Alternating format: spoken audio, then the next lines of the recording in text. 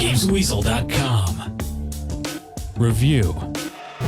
If you're a regular browser on the PlayStation Network, you'll have noticed an episodic horror game available for download called Siren Blood Curse. This is actually in fact a reversioning of the PlayStation 2 original, and it tells the story of a number of characters, including an American TV crew and a college student, who have accidentally happened upon a forgotten island where strange rituals are taking place, and what appear to be the walking dead called Shibito stagger around and hunt you down. In a departure from most survival horror games, the game makes you even more vulnerable than a character in Silent Hill. Each chapter has a number of goals you must complete before moving to the next chapter, and the story jumps about as you play each character battling for survival. Although you do get hold of guns later on in the game, there's also an element of stealth. When a Shibito spots you, the edge of the screen flashes to warn you, and then it's a case of either finding a weapon to knock your enemy down for a short while, or hiding in cupboards, under beds, etc. until they go away. A novel addition to the genre is the ability to sightjack other characters and enemies. Now what this means is you can lock onto other characters and then the screen splits in half to show you their point of view. Now that's very useful when trying to avoid the gaze of a Shibito or to find out where your companions are as you escort them.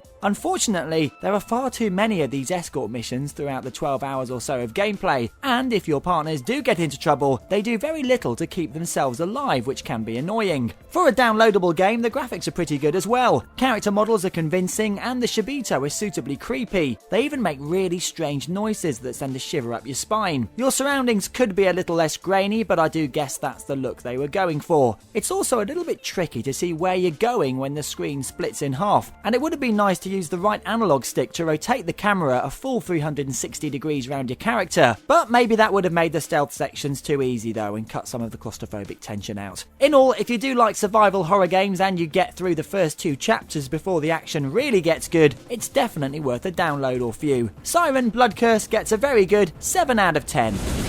You've been watching a review from Games Weasel. If you want to get the show each week, which includes video game reviews, news, previews, competitions and special features, then head over to GamesWeasel.com for our video podcast, Games Weasel TV.